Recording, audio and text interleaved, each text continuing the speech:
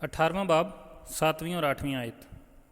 जिस कदर उसने अपने आप को शानदार बनाया और अय्याशी की थी, इसी कदर उसको अजाब और गम में डाल दो, क्योंकि वह अपने दिल में कहती है कि मैं मलका हो बैठी हूँ, बेवा नहीं और कभी गम ना देखूँगी। इसलिए इस पर एक ही दिन में आफतें आएंगी, यानी मौत और गम और काल, और वो आग में जलाकर खाक कर दी जाएगी, क्योंकि उसका इंसाफ करने वाला खुदावंद खुदा कवी है।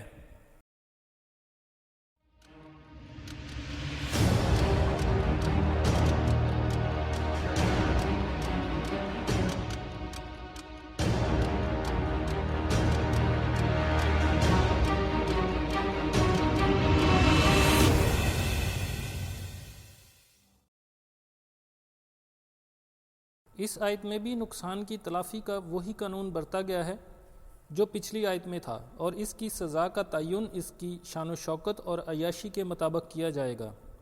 इसके गुनाह का बदला अजाब और गम मिलेगा। वो मलका नहीं है, लेकिन अपने आप को मलका समझती है, क्योंकि इसका असर व रसूख सब बादशाहों पर है, और इसको खुश रखने वाले बहुत से हैं। वो कभी गम नहीं देख सकती। नोहा पहले बाब में लिखा है, यरूशलेम को खुदा ने छोड़ दिया और वो बेवा कहलाई। लेकिन बाबुल के मजहबी निज़ाम को मानने वाले बहुत से हैं, इसलिए वो बेवा नहीं। लेकिन वो नहीं जानती कि ना सिर्फ ये बादशाह उसे छोड़ जाएंगे और वो बेवा हो जाएगी, बल्कि इसको गम और मातम में भी डाला जाएगा, जब अगली आयत में इसे एक ही दिन में सज़ा मिल जाएगी और खुदा की तरफ से इस पर अचानक तबाही आएगी। लौदीकिया की कलीसिया को भी झूठी तसल्ली हासिल थी। मुकाशफा 3 बाब 17 आयत में लिखा है, और चूँकि तू कहता है कि मैं दौलतमंद हूँ और मालदार बन गया हूँ और किसी चीज़ का मोहताज नहीं, और ये नहीं जानता कि तू कमबख्त और ख्वार और गरीब और अंधा और नंगा है। यही हाल बाबुल के मजहबी और सियासी निज़ाम का है।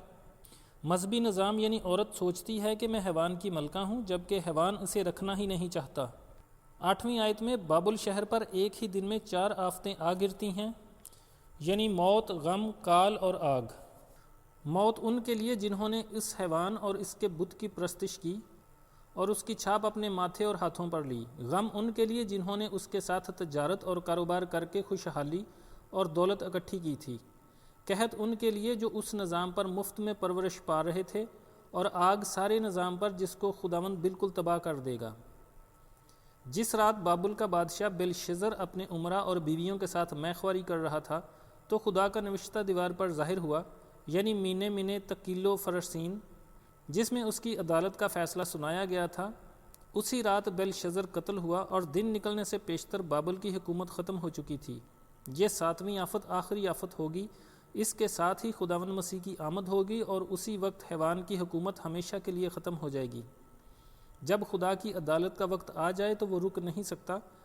लूका 12 बाब में उस दौलतमंद का भी यही हाल हुआ जिसने बहुत बरसों के लिए बहुत सा माल जमा किया, लेकिन खुदा की अदालत उसी रात हुई और वो उसमें से कुछ भी इस्तेमाल ना कर सका।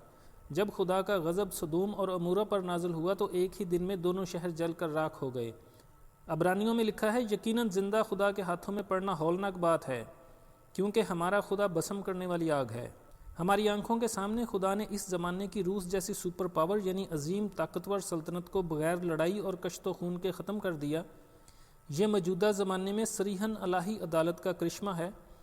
इस आयत के आखिरी हिस्से में बाबुल की अदालती कार्रवाई होने की वजह बयान की गई है, क्योंकि इसका इंसाफ करने वाला खुदावंद खुदा कवी है।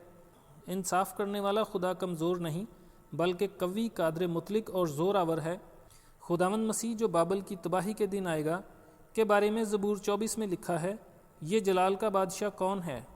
खुदावंद जो कवी और कादर है, खुदावंद जो जंग में ज़ोर आवर है। ए फाटको अपने सर बुलंद करो, ए अबदी दरवाज़ो इनको बुलंद करो, और जलाल का बादशाह दाखिल होगा।